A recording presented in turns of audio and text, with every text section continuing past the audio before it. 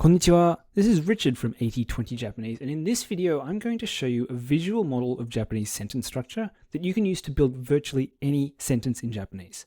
Now, as you probably already know, Japanese grammar relies heavily on particles, which describe the relationship between the different words in a sentence. In a previous video, I explained generally how particles work using this diagram.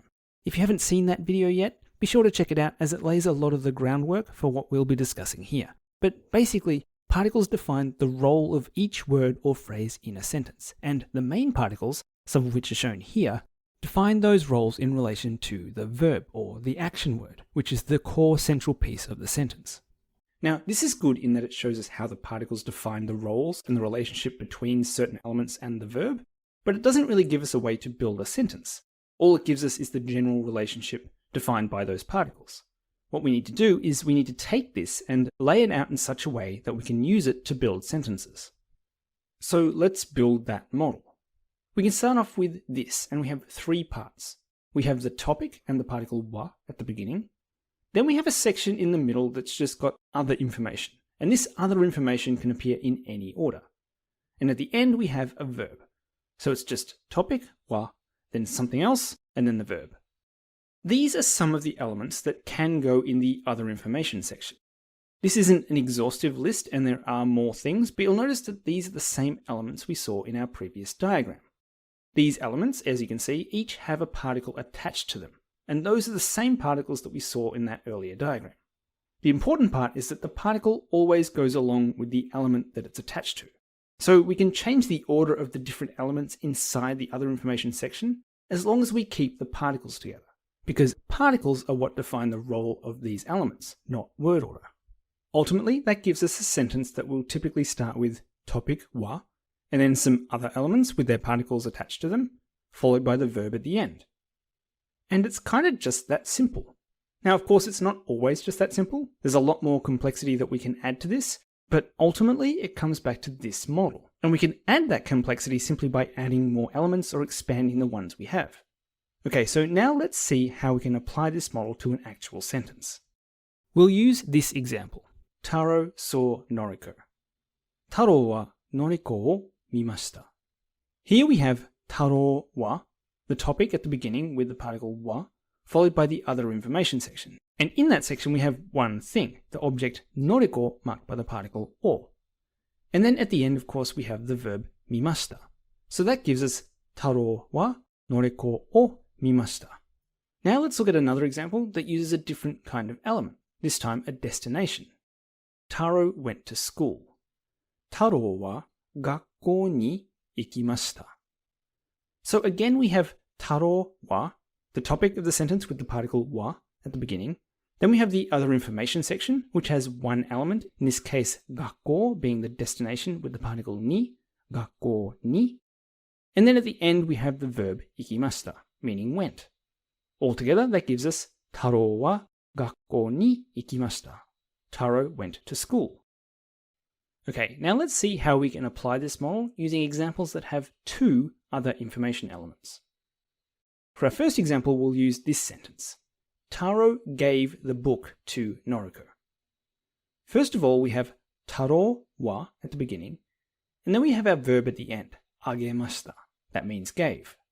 So the topic at the beginning and then the verb at the end, agemashita. Now we need to fill in this other information section, and we know that there are two things that need to go here. First of all, we have the destination, which is Noriko, and it's marked by the particle ni. And we also have the book, hon, which is the object marked by the particle o. So altogether we have Taro wa, and then the other information, which is destination, Noriko ni, and object, hon o, followed by the verb, agemashita. Now, to build a sentence using this, we have two options. First, we can say, Taro wa Noriko ni hon o agemashita.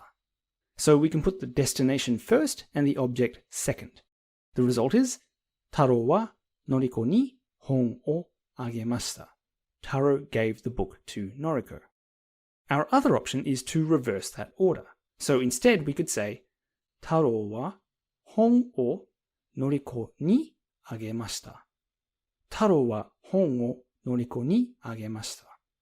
we've swapped the order of the object and the destination. Now, you're probably wondering, is there any difference between these two sentences? In terms of the literal meaning of what these sentences are saying, there is no difference. They are both saying Taro gave the book to Noriko. They both tell us that Taro is the person that we're talking about, the topic. They both say that the book is the thing that was given and that Noriko was the person who it was given to. That information, that literal information, is exactly the same. There is a slight difference in emphasis though. We won't go into too much detail about this now, but generally words that appear later in a sentence carry more weight than those that appear earlier in the sentence. In this example that we're looking at right now, where we have Noriko ni as the last thing before the verb, that destination, Noriko ni, carries more weight than the object does. So it's more like saying Taro gave the book to Noriko, as opposed to Taro gave the book to Noriko. So there is that slight difference in emphasis, but it's really not that big of a difference. It's much more important to use the right particles and get the literal meaning correct, and then you can worry about those little nuances later on. So that's an example of how we can use two elements in the other information section and how we can actually change the order as long as we keep the particles together with the roles that they are defining. Next, let's take a look at expanding some of the individual elements. So let's use this example. Taro saw Noriko's book. Again, we have Taro as the topic, marked by the particle wa at the beginning. Then we have our other information section, which we'll fill in just a moment. And then the verb at the end, mimashita. In our other information section, we have the object marked by the particle o. Just like before when we said Taro saw Noriko. We had Noriko as the object marked by the particle o. In this case, our object has just been expanded a little bit. We have Noriko no hon, as opposed to just a single word. So our object is now a slightly more complex phrase that describes Noriko's book, Noriko no hon. The resulting sentence is, of course, Taro wa Noriko no hon o mimashita. Taro saw Noriko's book. Now let's do both. Let's expand multiple elements and also use more than one element in the other information section. This is the sentence we're going to build. Taro gave Noriko's book to the Japanese teacher.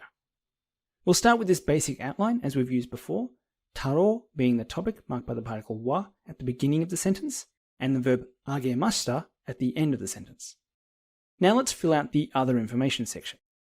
First of all, we have the same object from the previous example, Noriko no hon. So the object is Noriko no hon, which is marked by the particle o.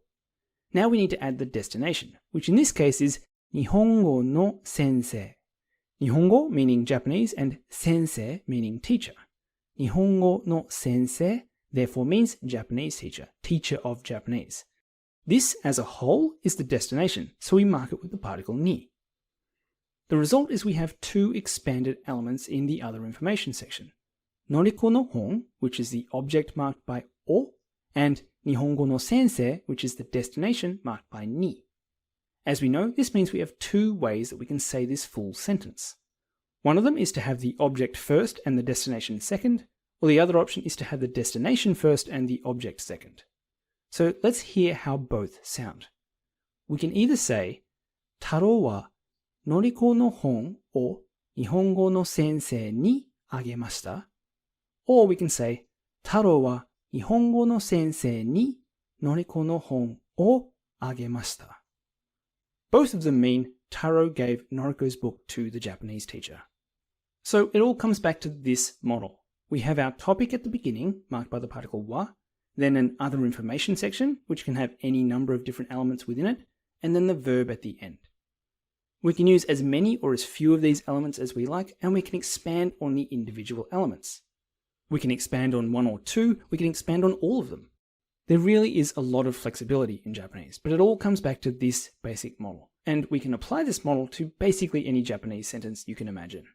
If you want a copy of this diagram you can refer to anytime, click the link in the description to get my free guide to Japanese sentence structure, a printable PDF cheat sheet featuring a version of this diagram that includes all the major particles as well as adverbs, plus a side-by-side comparison of the most commonly confused particles like wa versus ga and ni versus de. It also features 5 example sentences showing you how to put everything together. If you'd like to go deeper and start building all kinds of sentences in Japanese, this is the model I use throughout my comprehensive online Japanese language course. It's packed with visual diagrams like the ones you see here and teaches you everything you need to know to go from complete beginner to building and understanding highly complex sentences in Japanese. Check it out by the link in the description. I hope you've enjoyed this video. Don't forget to like and subscribe, and stay tuned for more visual Japanese lessons coming your way soon. よろしくお願いします。